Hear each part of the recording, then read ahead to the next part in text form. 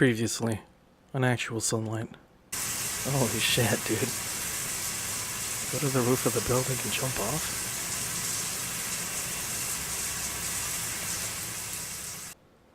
And so we continue. Hey guys, welcome back. Today Circle 22 plays a game called Actual Sunlight. Now, I originally played this game because I was kind of down, and I still am. So let's continue, dude. Oh, I thought I took a shower already. I've already showered. Oh, get something to eat, he said. Alright. So my keyboard might be a little clickety-clackety. Because I got a new, what's that? Unicomp Model M. Because I like this keyboard better than the new fucking, like, LED Corsair meme kind of keyboards. So now I'm using the loud clickety-clackety one. And it belonged to the weight loss book that I will one day write by Evan Winter. Before I wrote this book, I'd reached a point where all I ever thought about was food. My life went from joking that nothing but pizza would give me relief to a life in which it was actually true. Do you know what it's like to wake up in the morning knowing that eating something terrible is the only happy thing? Oh, comfort food, dude. You kill yourself with some horrific job, and then you're lucky to have, and when it's all over, all you want to do is forget about it. People say you could stop, but you're so huge by now that you realize that you would have to stop for years and years on end. And that even that you still might not be good enough for anyone or anything or anyone. And by the time you do it, you can even say that if anyone will be left. Aw, dude, I love this guy. We can relate, dude, cheers. Still, you make a few attempts over the years because as part of you thinks that you're a completely normal person if your weight wouldn't disqualify you from being one in the first place. Sometimes it even goes well. But in the end, you're still miles behind, and that one shitty, feel-good thing that always starts calling you. It's calling you when you realize she isn't interested. It's calling you when you're out of people who don't have to live this way just to be normal. It's calling you when you go out to eat with your parents and you realize what a disappointment you are to them. What a waste of all that energy you were. All the time, it's calling you. Why did I turn it off vibrate? Hello? Everything's great, Mom. Yeah, of course I'll have dinner with you guys this weekend. We can eat whatever you want. Doesn't matter to me. I gotta go to work, Mom. I don't know what's going on with either of them. No, I know. Okay, bye.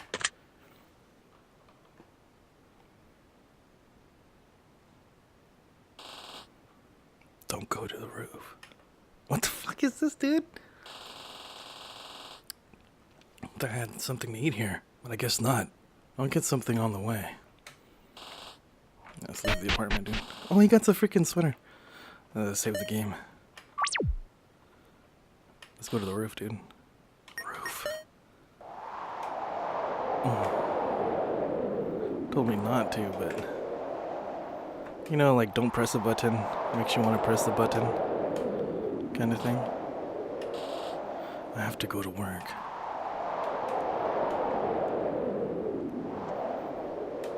He went to the roof anyway. No, I don't want to save my game straight.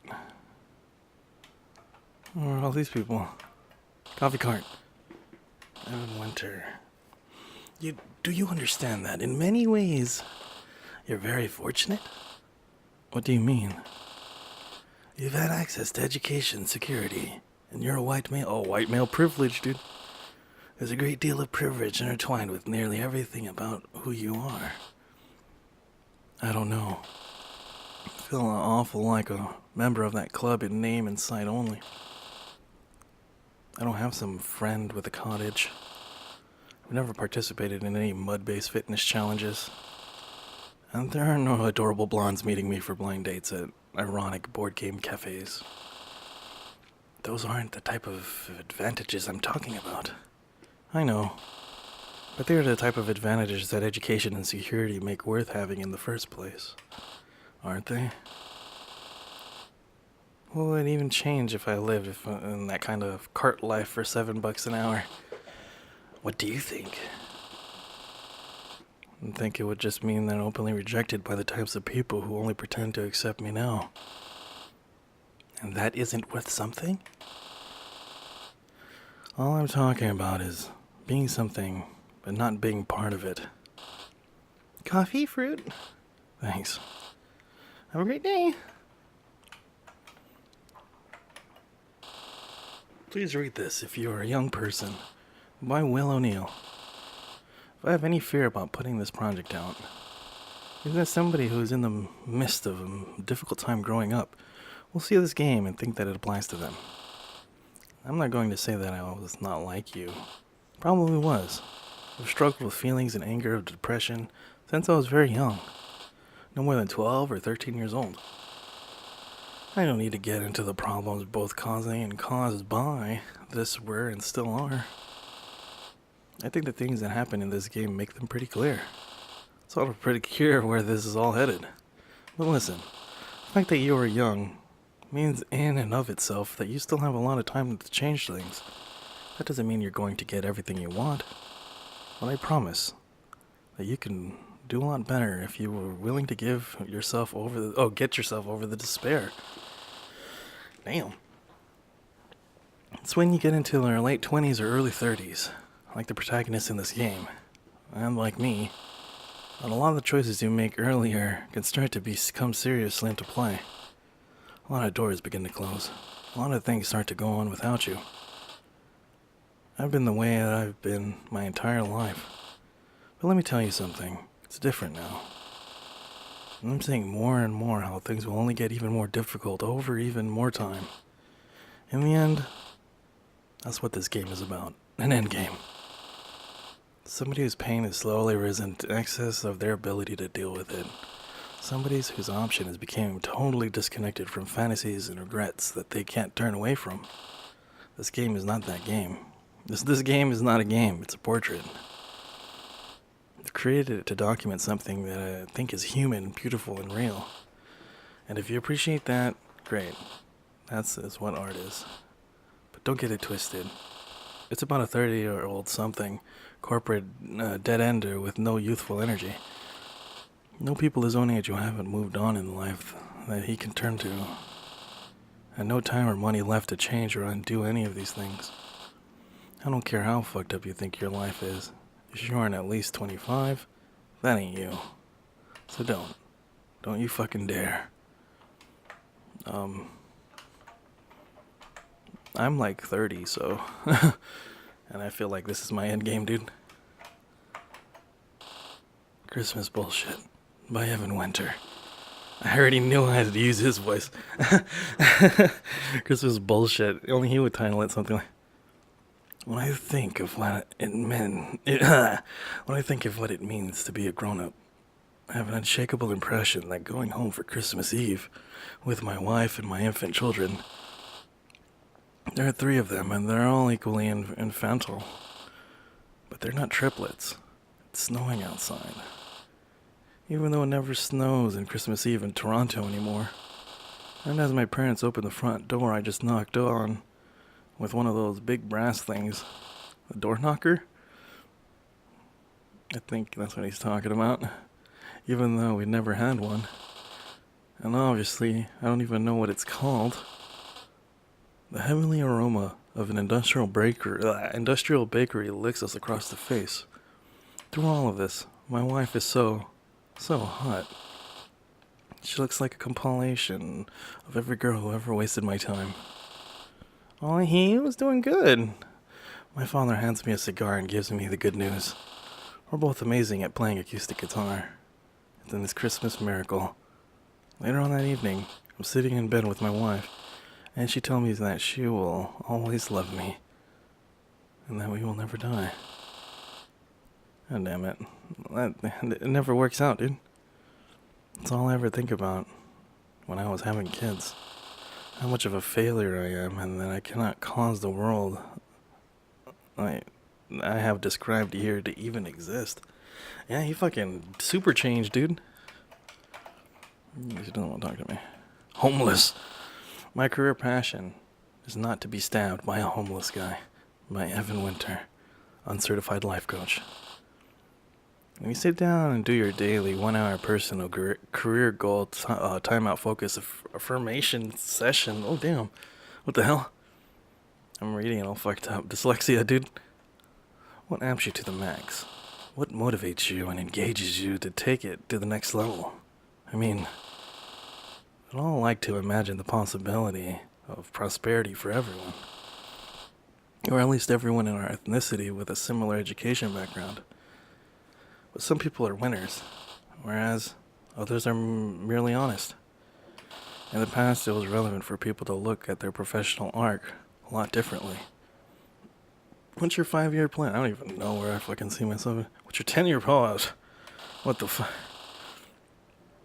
What type of commute or living environment really meets your personal needs? What sort of retirement situation are you envisioning? How would you like to see your defined benefit pension plan invested? Today, however, the good news is none of these questions matter. Today, it is simply sufficient to ask yourself if you would or would not drink yourself to sleep on a vent every night. Nobody likes a 2-hour commute. But would you rather walk 17 blocks in the dead of winter for a cup of soup? Nobody appreciates the inability to visit the dentist. But would you rather get your teeth clubbed out by a disgruntled police officer? People on top. They wonder how they ever lost this plot to begin with. Why did we ever give anyone anything, they say. Why didn't we just ask them if they'd rather be stabbed homeless guy? I don't know what to say, but I don't want to give him something. Oh, I do want to give him something. Thanks, pal. You got a smoke? No. Sorry, man. Oh, I gave him some stuff. Did I go to the bus stop? Yeah, let's go to work. You steer straight ahead. Think your bus driver like that. These creepy ass people, I wouldn't really talk to anybody. I'm not sitting right next to somebody. Oh, he wants to sit alone. Turn on the headphones up and wait. The Reddit guy keeps looking at me. Oh, 'cause I fucking walked out. What do you want? Hey, excuse me. All Strangers Are Entrepreneurs by Evan Winter. Hi, I noticed that you made eye contact with me for half a second, and then immediately regretted it. Allow me to introduce myself. I'm a fucking asshole. I'm disgusting. I want to talk to you because I sincerely cherish the genuine sense of community and goodwill towards men? Nope. I am an absolute loser, bothering one stranger after another in an awkward revelation of my own failure. I'm looking for somebody to become a downline in a multi-level marketing scheme. I think you ought to change religions. That's fucking... He's like, his sarcasm's like level 10, dude. I'm one of those charity people who used to wear an apron so people would know to avoid me. I want to ask you about the coffee. Rub your shoulders while the dirty sleeves of my jean jacket infect your pores. And then try to have sex with you before you realize that I'm unemployed. I'm the legitimately horrible and sad person that you could one day be like. Oh my god. What a dumb story never happened though. The one who got a DUI. And they found weed in my car. Plus the money I stole from work. My family's dead and I have no friends and I'm desperate for anybody to talk to. Even though I have nothing to say. And I know what nobody likes me. Or maybe you would like me. But you don't want to know. I'm that weird, bitter asshole who barks up cashiers and hits on waitresses and holds up the universe. But I'm a human being. There's nothing I can do to make God stop loving me. Everywhere I go, I tell few people who can barely stand me the same exact thing. That everyone is just too uptight about talking to strangers. even though I am exactly the reason that absolutely nobody wants to. Then I say, chill out, or something extremely dated piece of slang that solidifies me as even more creepy. This is when you realize I'm trying to look at your boobs, or your shoes, or that I even have confidence to meet your highline. And some type of instinct dawns on you and says, hey, your shoelace is untied. Oh, thanks. I'm not sitting next to somebody, oh my bad. Turn the headphones up and wait, dude. Oh, what's this, dude? There isn't much to say about what I do for a living. But just like everybody else, do we work in marketing, in finance, for the government, for the people, for good, for evil? Does it even matter? No matter what, if we can make money off it, and you ask us if we can do it, we say yes.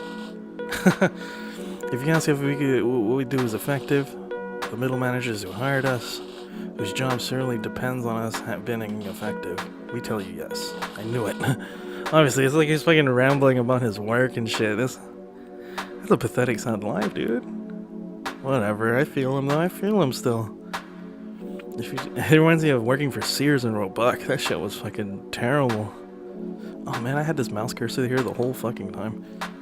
If you ask us what we do is important, we'll tell you that we'll point you in the direction of the media channel that makes a living off reporting on our industry, and then we'll say yes.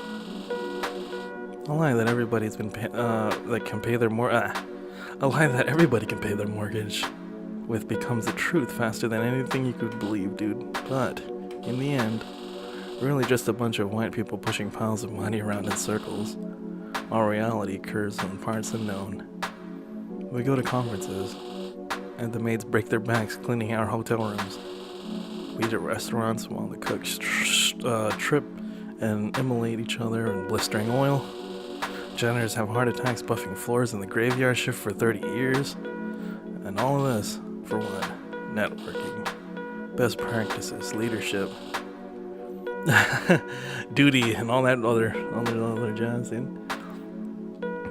But we don't let anyone into our network. We don't practice anything.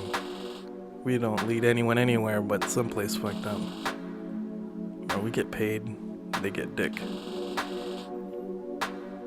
And everyone goes home and does their part-time job the same way anyways.